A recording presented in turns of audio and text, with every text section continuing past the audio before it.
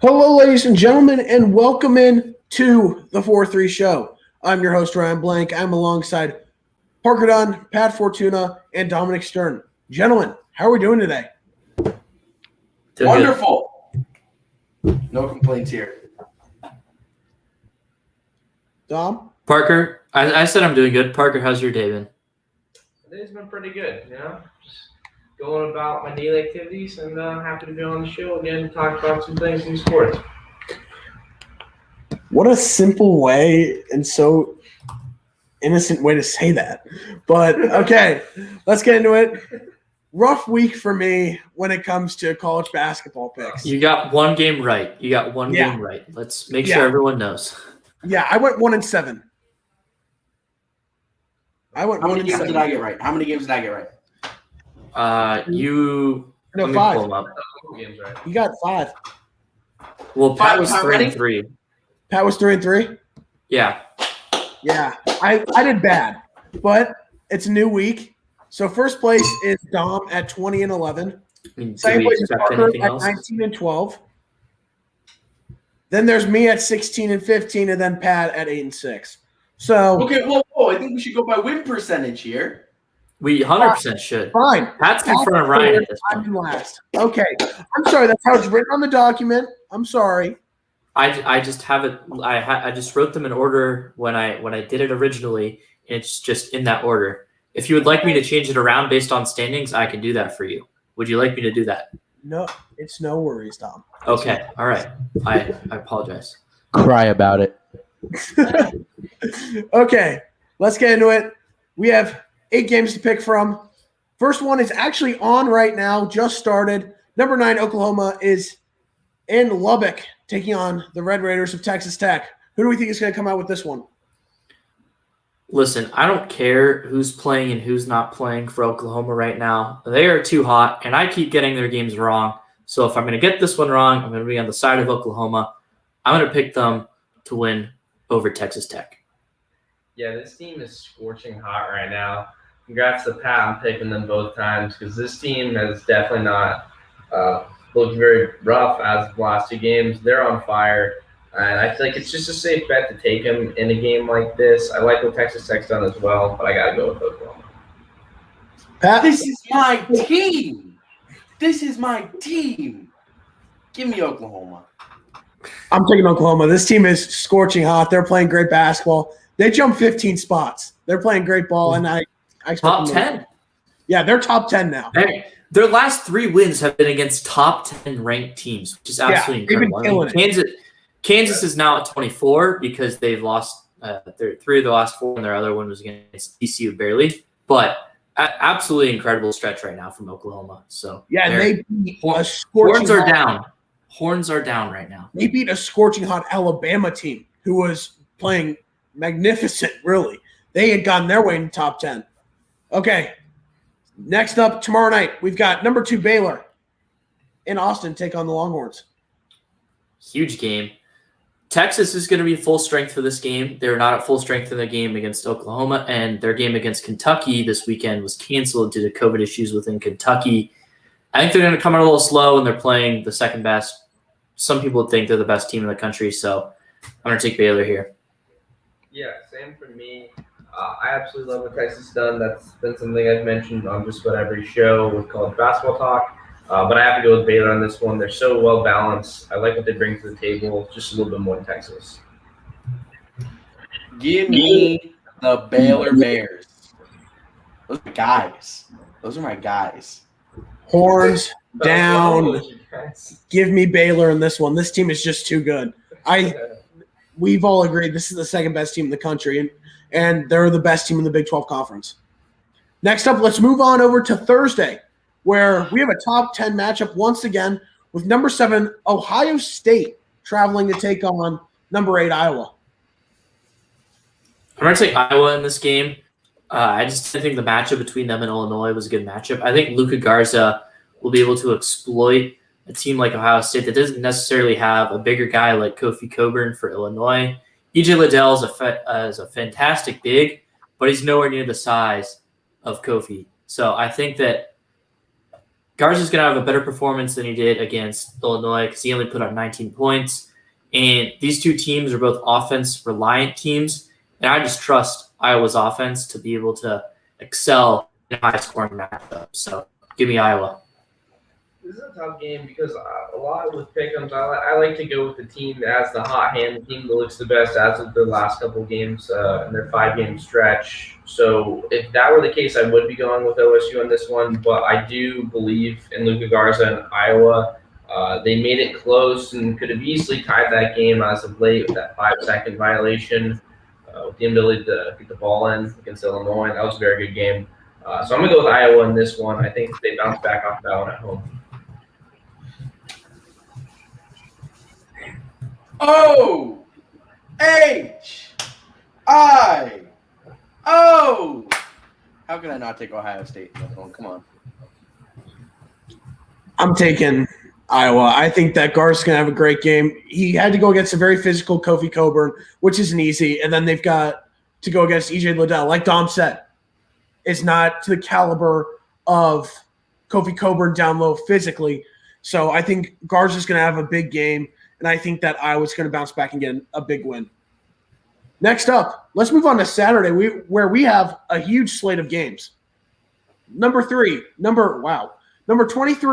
Kansas travels to number 17, West Virginia. And no, this time I am not saying the city.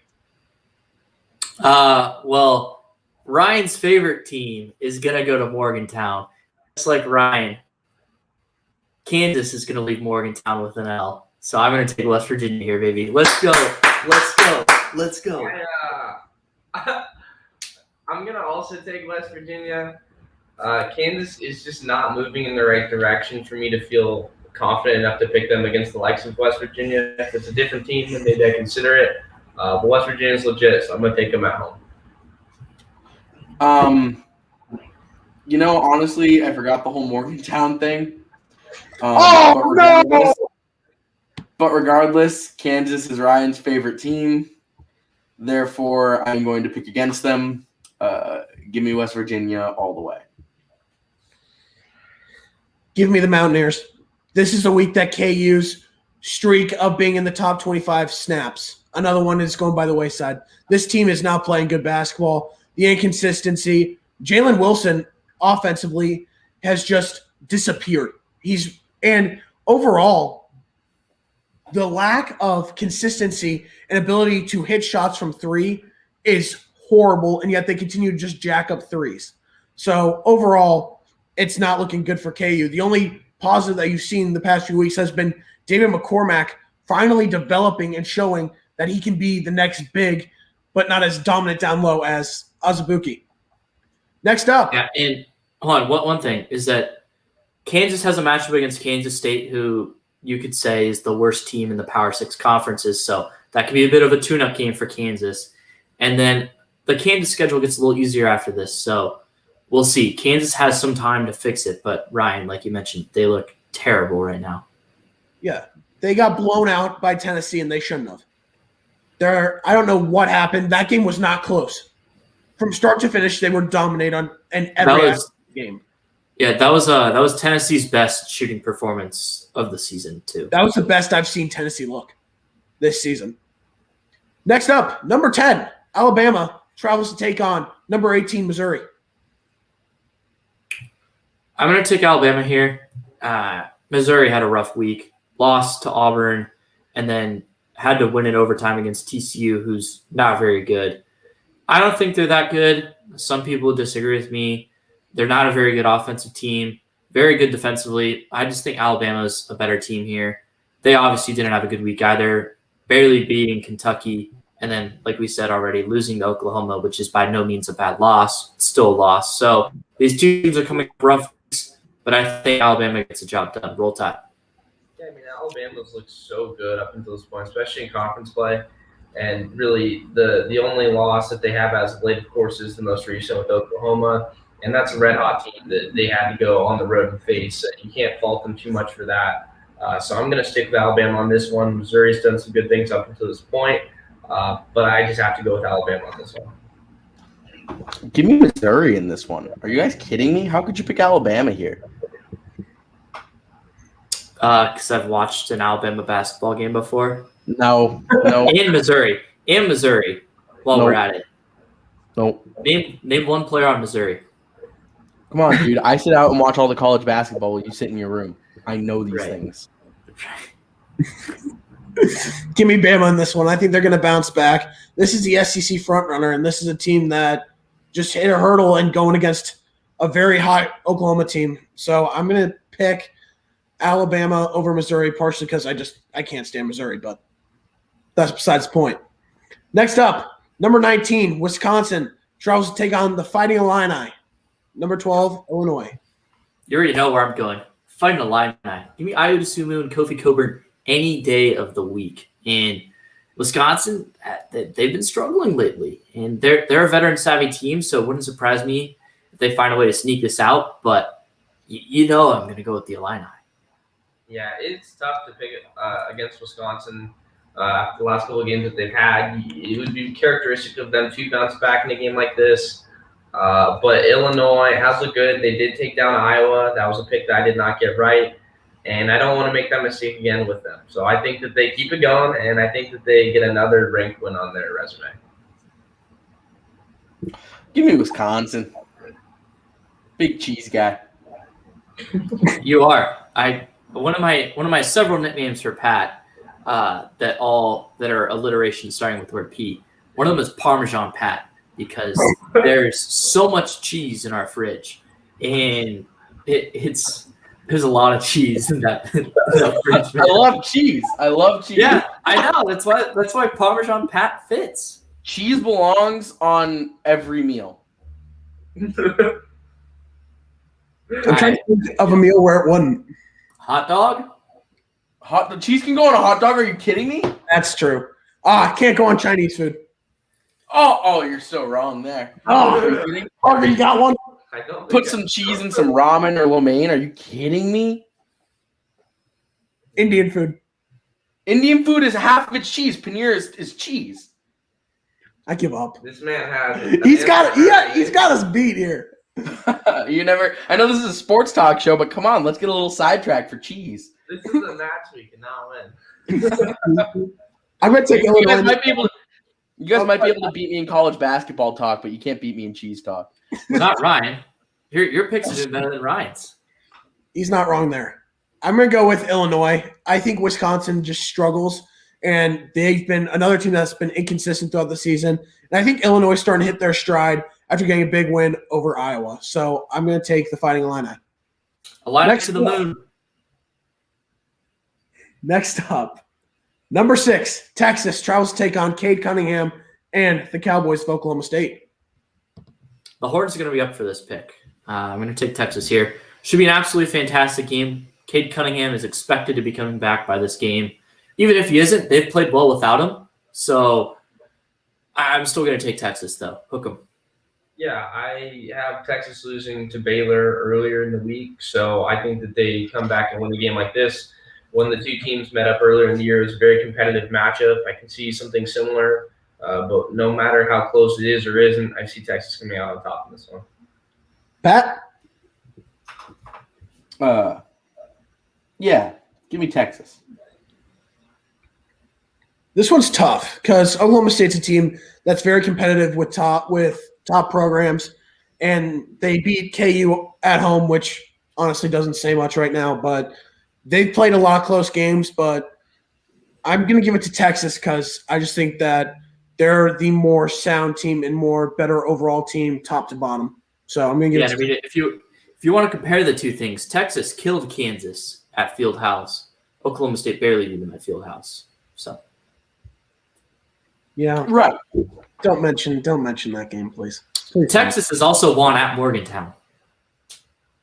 The only person who can't win at Morgantown is Ryan.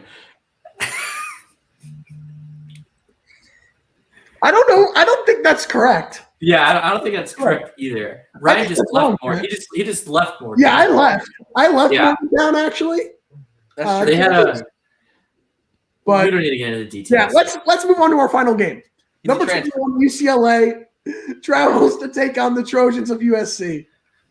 Great matchup between two of the best teams in the Pac-12. I think UCLA is better. I think they're a deeper team. I think Mobley can give some problems to UCLA, given the fact that they're not a very tall team down low. But I do think UCLA is a much better team, and I think Tiger Campbell is going to be able to lead UCLA to victory here. Yeah. Yeah. Really tough game. This is a tough game for me. I've watched a little bit of USC basketball, of course. I haven't gotten a chance to watch too much UCLA, but I just looking at their schedule, looking at the body of work that they have, they've done nothing but impress so far and should be the front runners of the Pac-12 where they currently stand.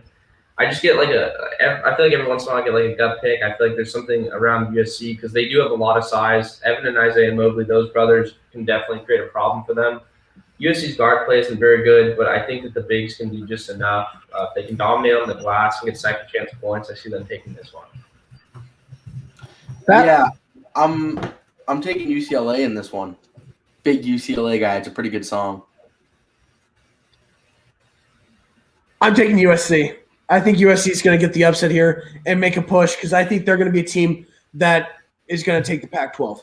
I think it's going to be between the Bruins and the Trojans in this one. And I just think that the Mobley brothers are going to wreak havoc on the Bruins down low, and I think they're going to get the win. So that'll conclude our college basketball talk. Let's get into the one topic for NCAA football. And breaking news, guys, did you know that Tennessee is actually becoming UCF? Their goal. They are. They just hired UCF has won a national championship more recently than Tennessee has. So, do I get kicked off the show for saying that? I don't know any Tennessee fans that would watch the show. You're lucky Peyton Gallagher is a Vanderbilt fan, not a Tennessee fan. But Right. overall, I think you're safe for now. But they have hired former UCF head coach Josh Heupel. What do you guys think of this? Well, Ryan, you and I talked about it a little bit earlier today. It's just kind of funny how they get their AD, which makes sense. These are moves that make sense, and then they go get the head coach. So it's like I jokingly said, "What are you gonna try and flip some of their players too while you're at it? Are you gonna bring in those guys?" I don't know. I think that they're bringing in the right people. I think that Tennessee's been in a bad place, and I don't want to beat a dead horse since we already mentioned these things when we mentioned them hiring the new athletic director. But it just was kind of funny more than anything to me when I saw that. Yeah, and it's weird because UCF obviously was really good. They won the national title, and Scott Frost went to Nebraska, and then they weren't as good after that. So something tells me that Heupel wasn't necessarily as good of a coach or as good at recruiting as Scott Frost was. But Central Florida has been a fairly consistent and fairly good football program over the past couple of years. And it makes sense because Heupel has that relationship with White, so they can see eye to eye on some stuff and be fairly consistent because in Heupel's 3 years as the head coach, UCF went 12-1, and they lost to Devin White's LSU team that won the national championship the next year. So very solid year there. They went 10-3 the next year, and then 6-4 the year after that, which was this most recent year. Now, of course, that is the pandemic year, so it's really hard to judge about that. So Heupel seems like a good hire. Now, it is a little concerning considering we saw Scott Frost leave and go to Nebraska, and he's been a train wreck there. Obviously, it's Nebraska. But Nebraska and Tennessee are at a similar point in terms of programs right now because these programs were super historic in the early 2000s, in the 90s, and now they're fighting to kind of remain relevant. And they're relevant but remain good. Tennessee's been better as of late at least comparative to Nebraska. So it's good because Heupel and White will now be able to communicate, see eye to eye on some stuff. So I think this is a good hire. I think there could have been better choices, especially considering the pedigree of Tennessee. But I also think that some coaches might not have wanted to go to Tennessee for the reasons I said about Nebraska and given the situation that went on that got these coaches fired. So we'll see how this goes. I don't know anything about Heupel other than that, though. Pat, you got anything you want to add? Nope. No comment on this one. For Heupel, the only thing I know is that in 3 seasons as a head coach, he went 28-8. He had 2 10-plus win seasons, so he was solid. He did a good job. But like you said, Dom, with the pedigree that Tennessee's at, they could have tried to get someone of a higher pedigree, but at the same time, I think it's key for them to get some familiarity there and try to just build that foundation to get them back to where they could be after the drama and all the stuff that's been going around them. So I think it's not as much as them it's more for them trying to get that chemistry and trying to get that familiarity into the program more than trying to get the best coach available in a sense. It would have been really funny if they went after Greg Schiano again. That would have been hilarious. Oh, just to see the fans revolt and say no again? Yeah. Okay. That was abrupt, Dom. But let's get into the NBA. There's only 2 things, 2 injuries, and we'll give Pat his time to talk in a second.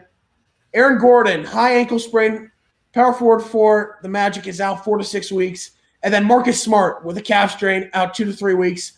Dom and Pat, I need you guys to talk about the jersey curse because that's relevant right now. I'll be real quick about it. So for those of you who don't know, I have a jersey curse. It's really bad. My whole life it's existed. The first jersey I ever bought that this started with was when Tom Brady tore his ACL in 2011. Ever since then, I've had jerseys out the Batuckus that have gone wrong. I bought a Brandon Cooks jersey the day of Super Bowl 52. He got his daylights knocked out in the first quarter and never played another snap for the Patriots. I bought a Cooper Kupp jersey the next week. He tore his ACL. I bought an Andrew Benintendi jersey the next year he bat like 187. It was not that bad, but it was pretty bad. I bought a Christian Yelich jersey, snapped his kneecap. I bought a Julian Edelman jersey the next week. He tore his ACL. Gordon Hayward, I got a Gordon Hayward jersey. I exchanged that really quick. I got a Gordon Hayward jersey literally the week before opening night. It's a life of pain that I live. Yeah, and so here's where I jump in. So yes, Pat is my roommate. If our listeners don't know, and being a good roommate, I bought him a Christmas gift, and it is currently February, and I haven't yet to receive a Christmas gift from Pat, so that's cool. Anyways, I decided to buy him a Marcus Smart jersey because I've watched a ton of Celtics games with him in this apartment, and his favorite Celtic is Marcus Smart. So, of course, the Marcus Smart jersey came in the mail the other day because it's not authentic, and it took a little bit to get here. And it got here a couple weeks ago, and, of course, what happens on Saturday night? Marcus Smart, I thought he tore his Achilles. Yeah, we all thought, everybody thought he ruptured his Achilles. We got so lucky. Imagine what Pat would have been like if Marcus Smart tore his Achilles. I bought a Cam Newton jersey this year the next day. The day my jersey gets here, the next day he gets COVID. And the Patriots it's just unreal. Hey, Pat, I got you a Tatum jersey for Christmas. Should I not have them ship it? Oh, no, I forgot about that. Oh, no, I'm in trouble. Jason, oh, no. Oh, man. Oh, no. But, so, Pat and I were talking after that because, of course, we were talking about the curse. And I asked him, what jersey should I get you now? So, that like a player you hate that you would like to want to see injured, and I was like, should I get you a Patrick Mahomes jersey? It's a joke. He's like, I wouldn't do that to Patrick. Then he said some other names that we won't mention, but I figured I'll name it. I said Josh Allen. Give me a Josh Allen jersey. Are you kidding me? No, Pat. Is Stephon Diggs on that list too? No, I love Stephon Diggs. It's not his fault he's a Bill. He got traded there. I mean, it's not Josh Allen's fault he got drafted by them. Yeah, but Josh Allen sucks. Can we get some more names? I want to hear this real quick. No, I'm not going to name people I wish would get injured. If we want to name more jerseys, there's plenty. DeAndre Hopkins, I bought his jersey, and 2 weeks later he was traded. That's a good Julian Edelman. Julian Edelman, yeah, tore his ACL right after I got his jersey. I got a Gronk jersey in 2013. And he was just plagued with injuries from then on in his career. I'm not allowed to buy jerseys anymore. For the you never get another jersey is the thing. Oh, so I made a joke where we talked about, we were like, is it just the ordering the jerseys or is it buying them themselves? And you're gonna hate this, Parker. This actually happened, and I'm not BSing. We made a joke where it was like, is it just ordering it or does it have to show up? Do I have to wear it?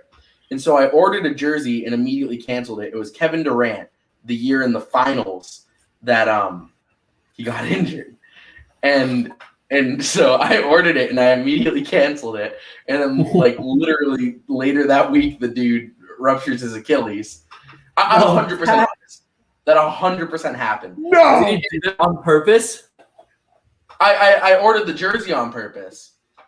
And Then why'd you cancel it? I canceled it because I didn't want a Kevin Durant jersey because I knew it was his last year on his contract. But I was like, I wonder if I can order, because I got a refund. So I was like, I wonder if just ordering the jersey. And it does. I can't order jerseys. Oh my gosh. It's We need to bad. keep Pat far away from jerseys. I think that's what we have to do from now on. Yeah. hmm So, but you need a new Tom Brady jersey. You need to get one after he retires.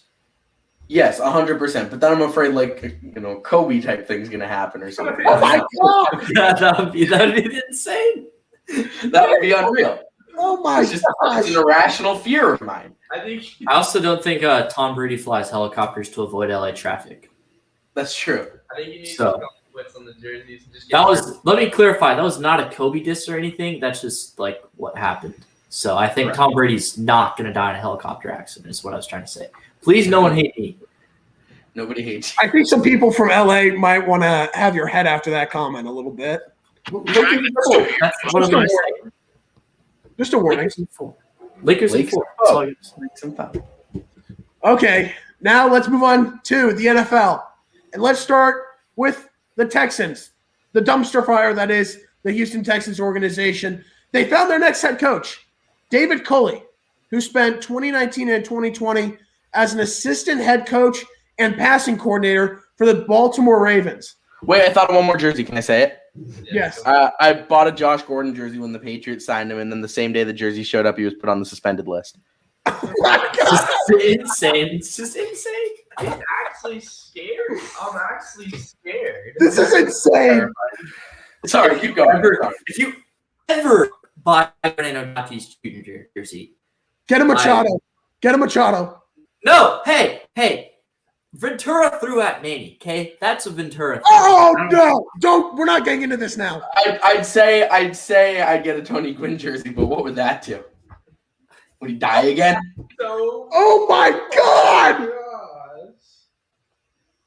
I don't even know what to say. Oh no! Is he frozen or just broken? Oh no, he's My coming. brain like a millisecond to realize what joke you made. We there. just lost Dom for the rest of the show. And then as soon as it clicked, I'm just like, I'm horrified. Oh my Lord! Horrified.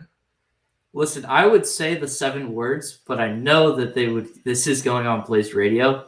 How dare you say that? Oh my Hey, God. hey, it's okay. I- Everyone here agrees, Dom, that Tony Gwynn is the most overrated baseball player ever. You guys just suck. You guys suck. Hey, Pat, my mom just texted me because she's watching the show, and she just said, Pat is awful with like 6 laughing emojis. That joke. Oh yeah, I'm cold blooded. Oh my God. What can I say? What can I say? Oh, Jesus. okay. Let's continue. David Culley. Who wants to start us off with David Culley and the hiring? Sure. Ton of coaching experience. He's been in the league for a really long time. And actually, something that I looked up right now, actually, just to get a little bit more factoids out there, he actually became the oldest first-time head coach with this, because I know Vic Fangio was for Denver when they got him not that long ago. So now he surpasses him with that. So I figured I'd toss it in there. But yeah, I mean, he's been all over the place with a lot of different coaching staffs. I think he was with Andy Reid at one point for some time. I'm sure Ryan. Yeah, he was actually a part of the Chiefs. He was with him in 1999 to 2012 with the Eagles and with the Chiefs from 2013, 2016 as the wide receivers coach. Okay, yeah. So that makes sense. And he's also coached at the collegiate level too. So very wide array of coaching for him. So I think that you get a guy with a ton of coaching experience. You never know how that experience is going to go towards at a head coaching job because he's never had one before. But I think as far as candidates that don't have that experience, I think that this is a good bet to take. Dom, you got anything to add? Yeah, I think given the situation of Houston, which is it's similar to the Eagles. It's like given the situation, I think this was a good hire. Like Parker mentioned, very experienced head coach. It's kind of funny because it's like, well, do you like the move? Because obviously he was a part of the reason that Lamar became Lamar in 2019. But at the same time, he also regressed a lot in 2020. And at that point, he was still on the coaching staff. So I don't know what to make of it in terms of that. And depending on whoever the quarterback is of Houston, he's going to have a big say in helping him out because I'd assume it's not Deshaun Watson because Watson wants out. And I'd like to think that if he wants out, he's going to sit out of training camp and such until he gets traded. So I think this is a good hire given the situation for Houston.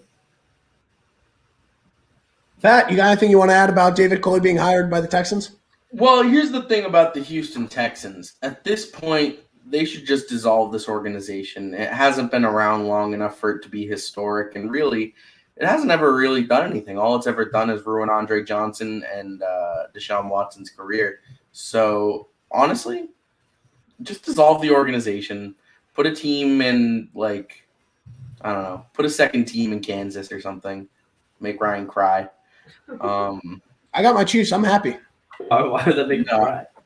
I don't know. It would be better than the Chiefs. You know, this is a sports show, so I'll say it. The one thing I want an NBA team in Kansas City so bad. Kansas City had the Kings. You know that, right? Yeah, I know. Had the Kings. They moved for a reason. Hey. You know what? Hey. You know what? I have a great team name for Let's Kansas. hear it. What, the Kansas City Barbecue?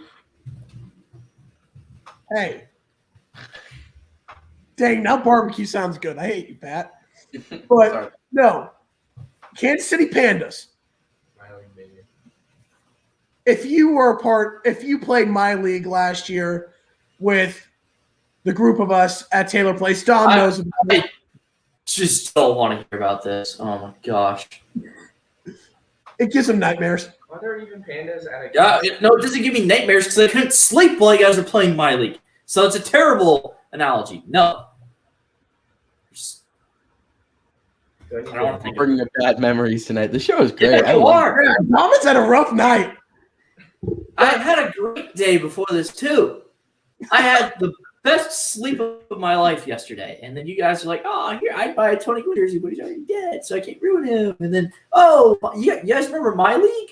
Oh, yeah, I do remember my league. I remember laying in my bed till 2 a.m. while you guys were watching a simulation of an NBA season. Simulation. You wouldn't even play. You wouldn't You're even just play. mad because you weren't included. You're just mad because you weren't included. No, I'm happy I wasn't included because it's stupid. And you guys were there playing it till 2 a.m. and yelling. It was the worst thing ever. I did a Google search to confirm the authenticity of the Kansas City Panda name, and there was a red panda born in Kansas City Zoo in June. So it is real. It could happen. Bring us the Pandas, baby. Bring the Pandas to Kansas City. Let's go. But now let's get back on topic for once this show.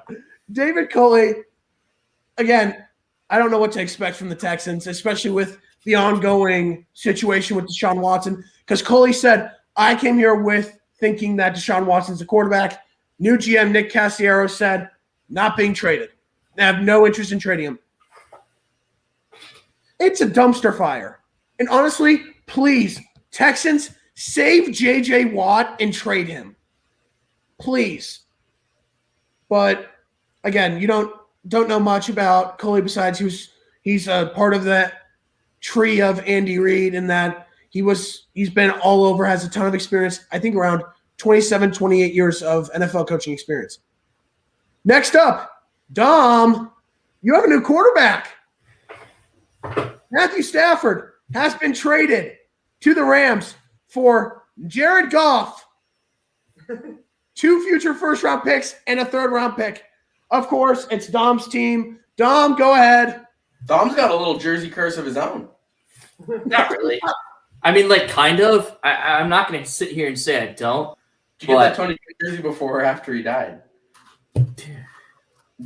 Well, was it before or after? I'm just curious. I mean, like the jerseys I have, no. I'm sure I had some like replica giveaway jersey before, but the ones I have currently, no.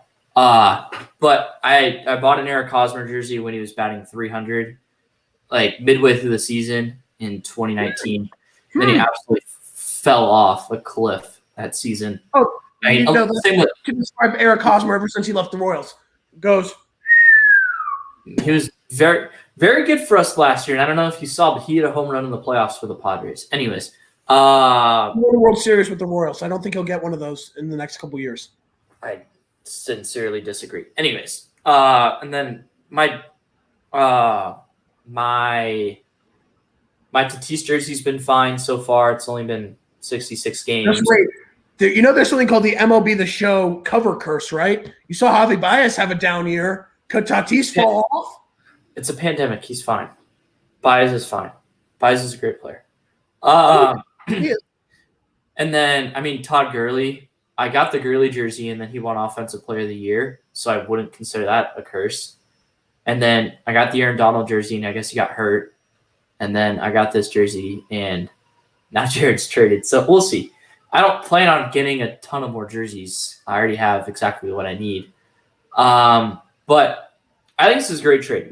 Back to the trade. I think this is a great trade for the Rams. Obviously, the 2 firsts, Jared Goff, and a third-round pick is a lot, but massive upgrade at the quarterback position. Jared Goff, I think he's a fine quarterback in terms of talent, but wildly inconsistent. Like, there's one game where I have a theory. It's either Jared Good or Jared Goof, and there's zero in between.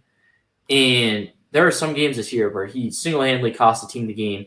Literally every other player played perfectly fine, and he just sucked, and the team lost because the quarterback is the single most important position on the field. And then there's some games where he balled out. He'd have like over 100 quarterback rating or pass rating, and it'd be perfectly fine. And sure, he was probably a product of the system with McVay, and I think he's probably not going to do too hot in Detroit, who has done nothing for Matthew Stafford. And Matthew Stafford is a fantastic quarterback. I don't care what anyone says. He's a massive upgrade over Jared Goff. And I think the Rams are Super Bowl contenders now.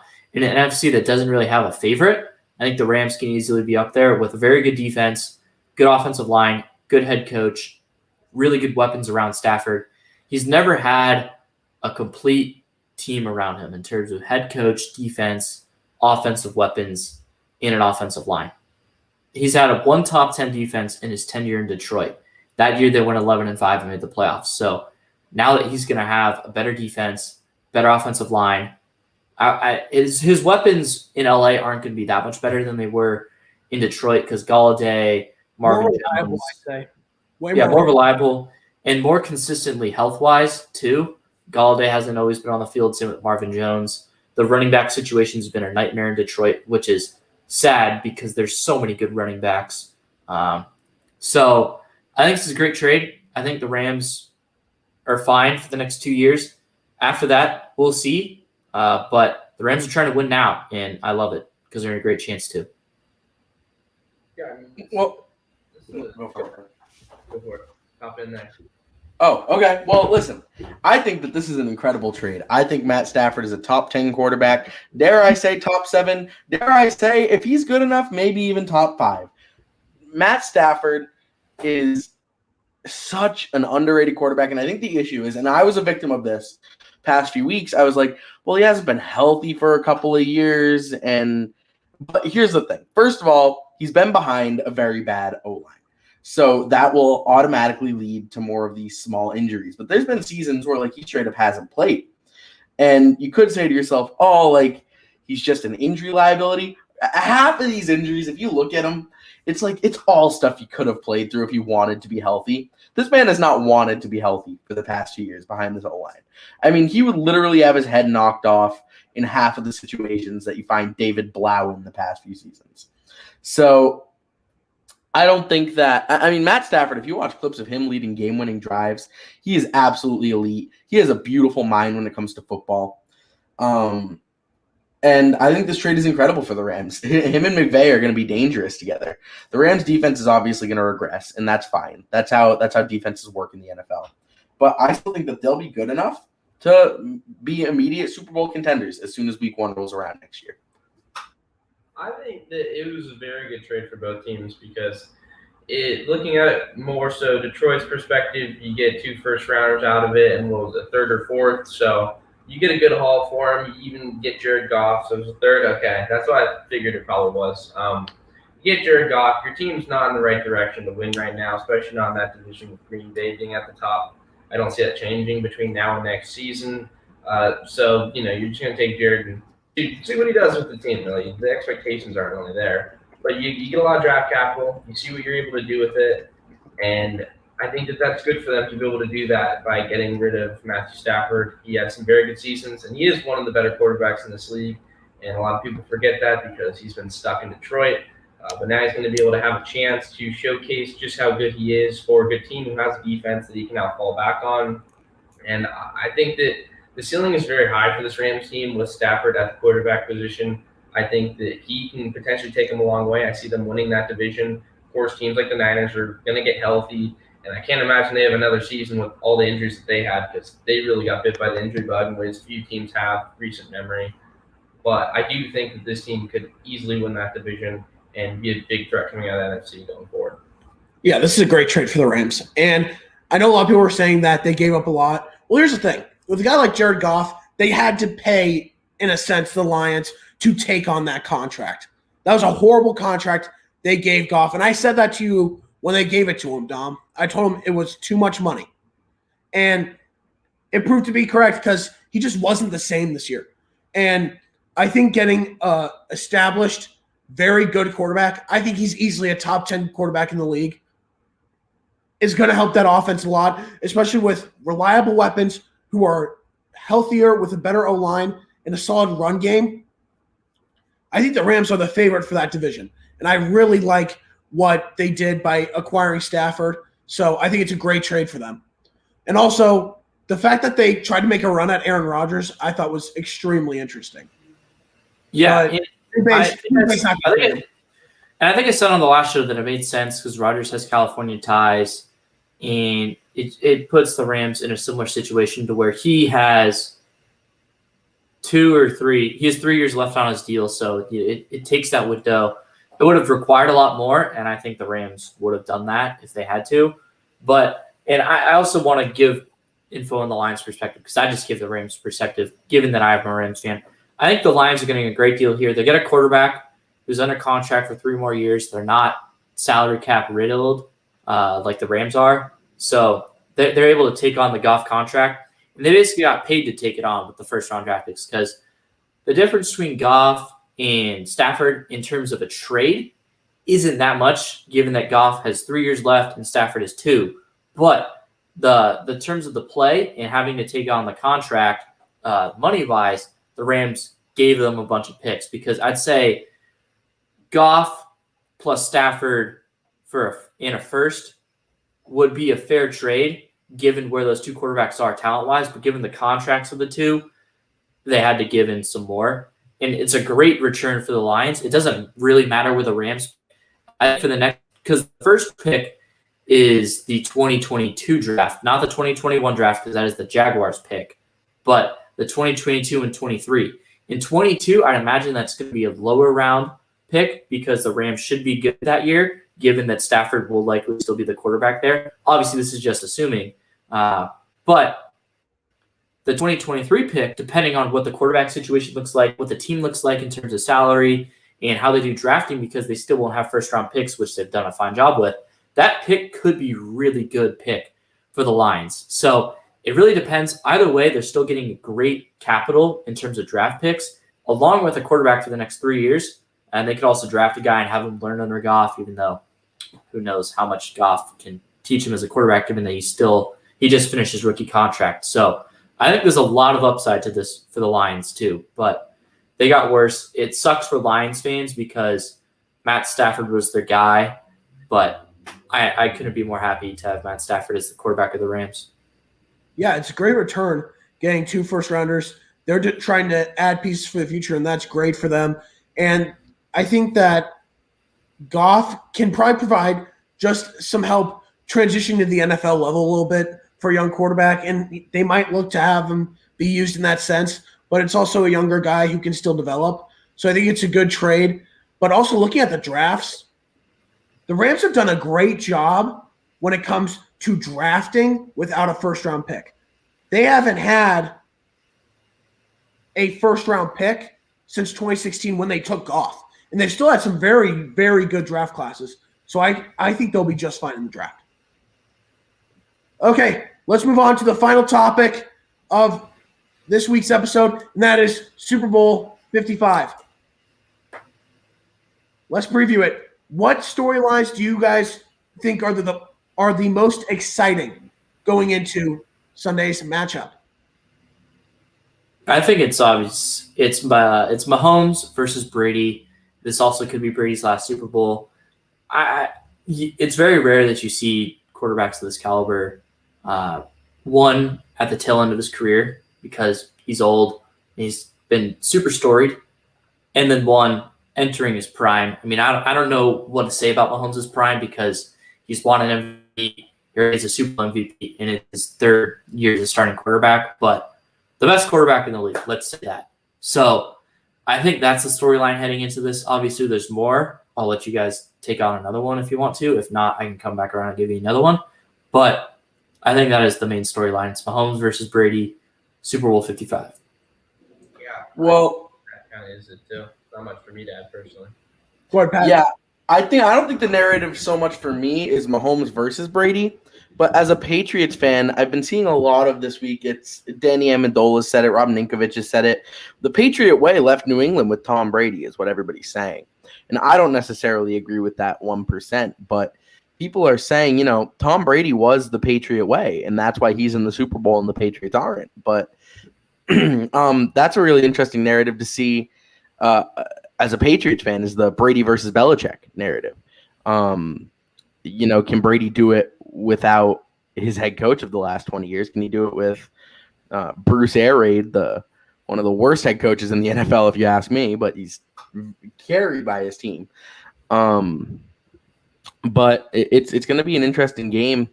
You've got Andy Reid and Mahomes going into their 2nd Super Bowl after 3 AFC championship games in 3 years with Mahomes as a starter. I mean, there's some incredible talent on both sides of the ball. And it'll be the younger versus the older. And so that's, yeah, I mean, I guess that is the dominant storyline. It always kind of ties back to that.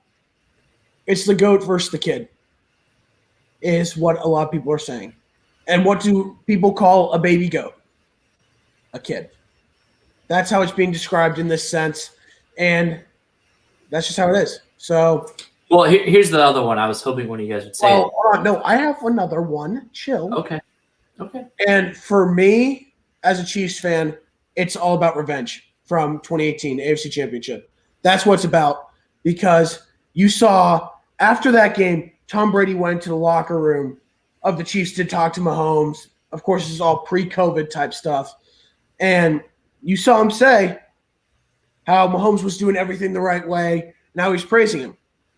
And now look at the Chiefs.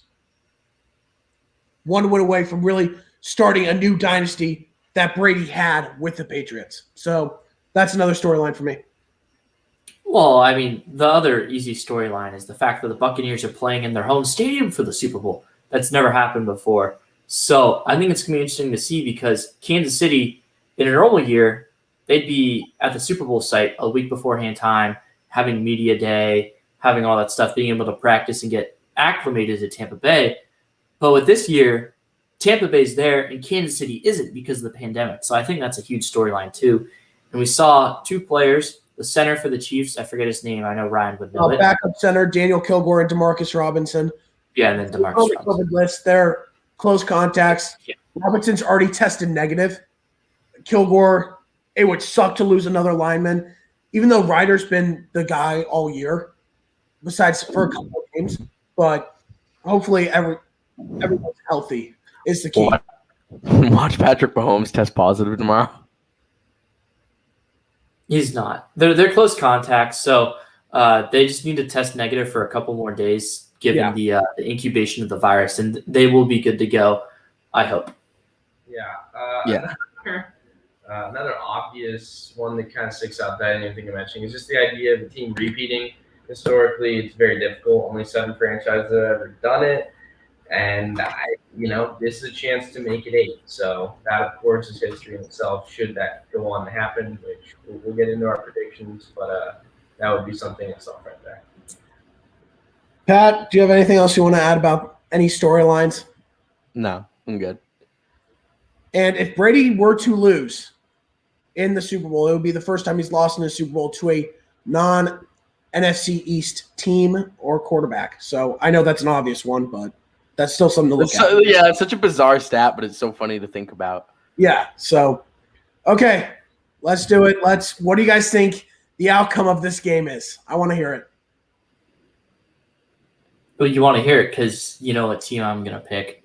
Last year, Parker and I, we both made the mistake of picking against Mahomes in the Super Bowl live in studio, and you were upset with us, and I thought I had it, and the Chiefs, of course, made a historic comeback, and I'm not going to make the same mistake here. I'm going to take the Chiefs in this game.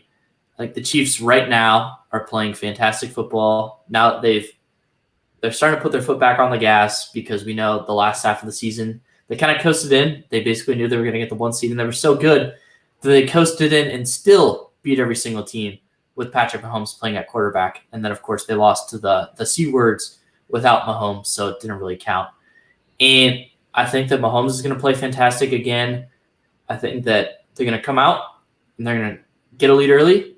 Tom Brady's going to come back a little bit because it's Tom. That's what he's going to do. And then Mahomes is going to say, nah, Tom, this is my time. It's my time to repeat. I think the Chiefs win. I was super impressed with the Chiefs' defense last week against the Bills. The Bills' number 2 and 3 targets were banged up, so it's going to be interesting to see how the secondary now plays up against a Tampa Bay team with Mike Evans, Godwin.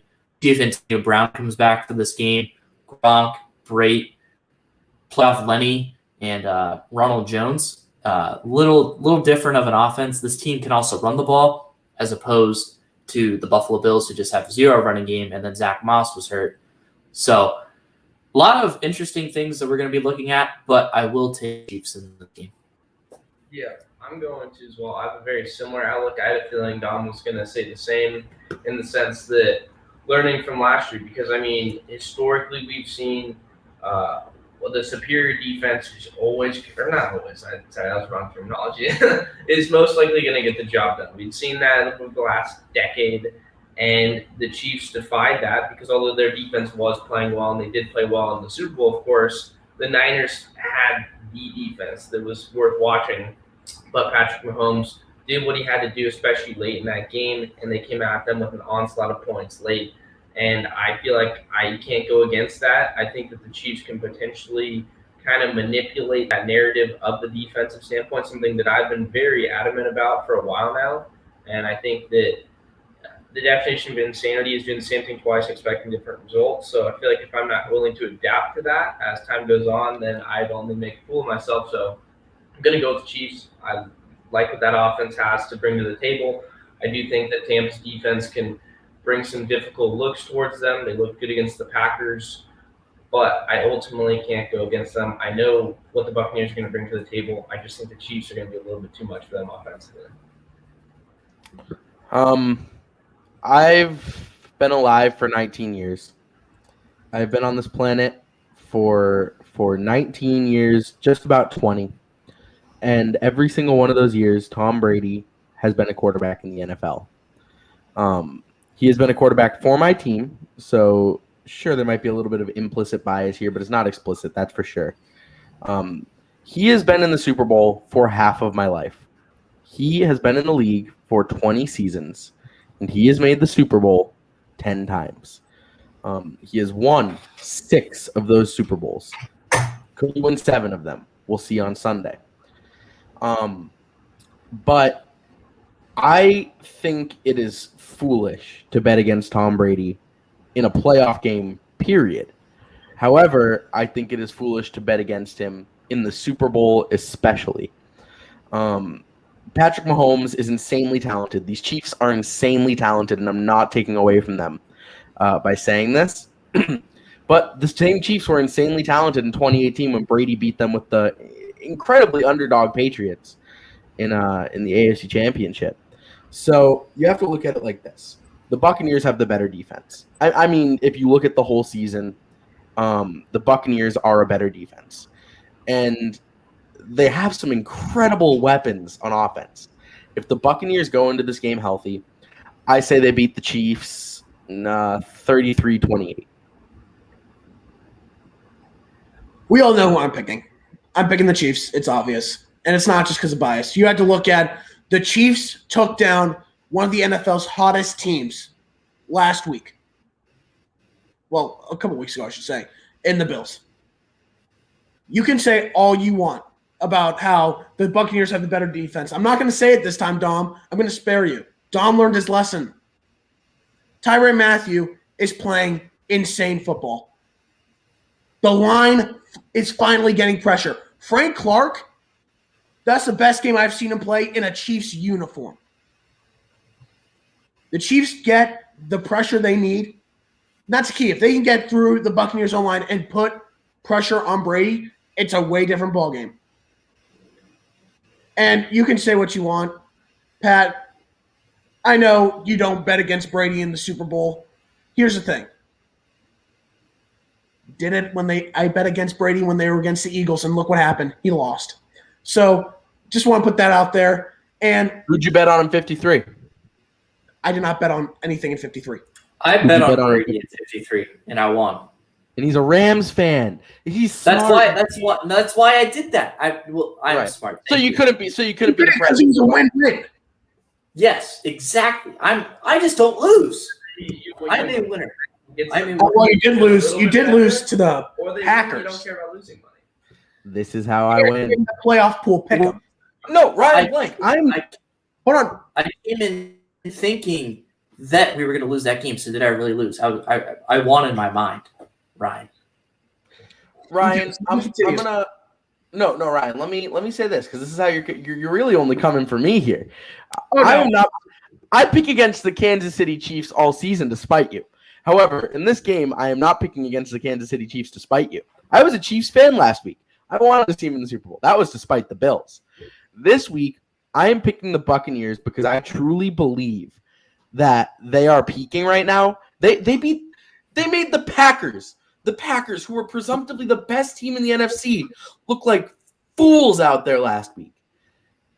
They are hitting their stride right now. Tom Brady is hitting his stride. He's hungry. He wants to prove the Brady-Belichick narrative is BS. The Chiefs played the best game of football they played all year. I'm not saying they did. I'm not saying they didn't, but that doesn't mean they're infallible gods. What happened the last time that these two teams played? Tyreek Hill burned Carlton Davis all game long, mainly in the first quarter. You think that's just not going to happen again? Go ahead. Well, then what happened? What happened after the first quarter? They adjusted, and the Chiefs' offense wasn't able to do anything. So if you want to use that, you also have to look at that. That's what I'm going to say. And think about this. Think about this. You got last week. You had the Bills wide receiving core, bunch of talented guys. I mean, you got Stephon Diggs, who's a superstar. I'd say he's top 5 in the NFL. Then you have Cole Beasley, who is good, but he's not great. And then you have all the other guys. This week, you have to go up against Mike Evans. You have to go up against Chris Godwin, Antonio Brown, Scotty Miller, Rob Gronkowski, Cameron Brate. You think the Chiefs secondary is going to be able to cover all those guys at once? I would quite honestly not be surprised if I watched the Chiefs secondary run around like chickens with their heads cut off this weekend. I disagree. Chiefs did a great job cutting down Stephon Diggs. They did a great job containing him until basically when the game was over. Godwin I has think- not looked good this postseason. He's dropped a lot of balls. And here's the thing. The key for the Chiefs secondary all season long has been L'Jarius Sneed. He suffered concussion against the Bills, already cleared the protocols. He's ready to go. Also, you're forgetting the Chiefs were without Sammy Watkins, both playoff games, and Le'Veon Bell. Both guys are looking to play. I'm not saying the Chiefs are bad. But That's not what I'm not accounting saying for the here. Chiefs' weapons as well, is what I'm saying. Okay, but have you seen the Chiefs secondary and have you seen the Buccaneers offense? I didn't say they would be running around like chickens with their heads cut off. You But saw it's absolutely a likely, or it's not likely, it's absolutely a possibility this Sunday that the Chiefs are lost on defense. Andy Reid, offensive mind. Carlton Davis? Incredible coach, but an offensive mind. Listen, never mind. I'm done having this fight. We're out of time. Here's the thing. Well, no. Here's another thing: is that the Buccaneers, when they played the Chiefs originally, didn't have Jamel Dean, one of their best corners. So how does that change the situation in the secondary? I think that's something to look at. And another thing, Pat, you said you don't want to bet against Tom Brady in the playoffs. Well, so far in Patrick Mahomes' career, he's made it to the playoffs 3 times. In those times, he's only lost once. He had to win once to get there in the AFC Championship game in 19, and he lost. And then he had to win 3 times in 2020. He's already won twice in 2021. So he's already off to a 6-1 career playoff start, which I haven't done the math, but I think that's probably a better winning percentage than Tom Brady has in the playoffs. Obviously, much smaller sample size, but if you're going to say I don't want to bet against Tom Brady in the playoffs, you have to say I don't want to bet against Patrick Mahomes in the playoffs. Especially when the Chiefs are losing. You saw what they did last year. Here's the Tom thing. Brady. Tom Brady in his career is 37-21 in the playoffs. Yeah, that's really good. None of us are discounting what Brady has done in the playoffs. And another thing, the last 7 Super Bowl winners all had the first round bye. Which team had the first round bye this year and which team didn't? I lied. Kansas That's the City Patriots. That's not the Tom Brady's. That's my bad. But it's Tom something along Brady- that line. Right, it's something along that line. It's similar. There's a couple pre him because he hasn't lost 21 times in the playoffs. Not discounting what Tom Brady has done. Tom Brady has played well, even though he tried to give that game away against the Packers. I'm telling you, if he throws 3 second-half interceptions again, it's not going to be good for them because the Chiefs will take advantage of those. But there's no the secondary on the Packers is so significantly better than the secondary on the Chiefs. I don't know. I don't know if that's Really? necessarily true. I disagree. I don't know if that's necessarily true. I think it is better because Jair Alexander's But it's not like drastically better. Right. Alexander's one of the best corners in the league. Yes. Savage is a great safety. I think Kevin King's a fine corner. He had a terrible game. Not gonna say anything about that. And then Adrian Amos is a great safety. But then you look at the Chiefs. I think Tyrann Mathieu is one of the best safeties in the NFL. I don't necessarily have my safety rankings on the top of my head because I've never done it, but he's certainly top 5, probably higher. L'Jarius Sneed was the best rookie corner in the NFL, and it wasn't really even close. And then the other corners for the Chiefs, they aren't great, but they're certainly going to play better than Kevin King did against the Bucs. So I don't know if that's necessarily true. What helped the Chiefs against Diggs and against the Bills was that they played physical. Sorry, I'm not. Tom Brady is 33-10 in playoffs. There you go. You want to talk about 20 years in the NFL, 33-10. That's I'm not betting against that. That's an insane stat for playoffs. Yeah, he's been insane in the playoffs. We're not discounting any of that. But if you look, okay, go But ahead. you're 100% discounting it. No, I'm not. I'm telling you, I'm not discounting Tom Brady. They're going to put up points. It's going to be a tough game. It's going to be a close game. But you're saying how you can't bet against Brady? You can say the same thing about how you can't bet against Patrick Mahomes. Yeah, but that's like Parker. They didn't they metaphorically bet against the Chiefs last year in the Super Bowl when they were down 24-0 in the divisional and 10-0 in the AFC Championship. Then they come back with 6 minutes left in the game. And then 20-10 against the league's best defense and our top 10 offense. And they came back. So listen, I'm not the one like yelling at you for you picking the Bucks, but at the same time, I think your argument of you saying I'm not going to bet against Tom Brady doesn't work in this game. Now, the Aaron Rodgers game, I think it definitely does because his track record in the playoffs is nowhere near as well as Tom Brady's is, and I of course made the mistake of betting against Tom Brady because we do not promote gambling on the 4-3 show, and I don't gamble. So there's that. But I just think it's not the greatest argument. You picking the Bucks, they're 3 underdogs for a reason because it's a close game. So Yeah. Well, look, Yeah. Ryan, just because you're gonna get the closing word because you close out the show. This is gonna be my last comment because we are over time. But let's remember who Patrick Mahomes' one playoff loss is to. That is the underdog Tom Brady and the New England Patriots. So much about that game. You don't want to get into this. You could say so much about that game. You could say so. It's any given Sunday. That's how it works. Your team made more mistakes than the Patriots that game, and it cost them. So we'll see how it goes next Sunday. If the Chiefs make more mistakes than the Buccaneers, then yes, the Buccaneers will win. If the Buccaneers make more mistakes than the Chiefs will win. That's how football works. That's how sports work. So it's going to be a good game Sunday regardless. Overall, you can't really say about the NFC Championship. Brady made more mistakes than Rodgers, and he still beat him. Yeah, but the team as a whole made more mistakes than the Buccaneers. That is very true. That's very true. But it's going to be a great game. But what I said would happen in 2018 was the torch was being passed down to Mahomes. This time it's actually going to happen. That's going to conclude this episode of the 4-3 show. Everyone, thank you very much for dealing with all the craziness that was going on throughout this show. Have a great Super Bowl weekend. Go Chiefs.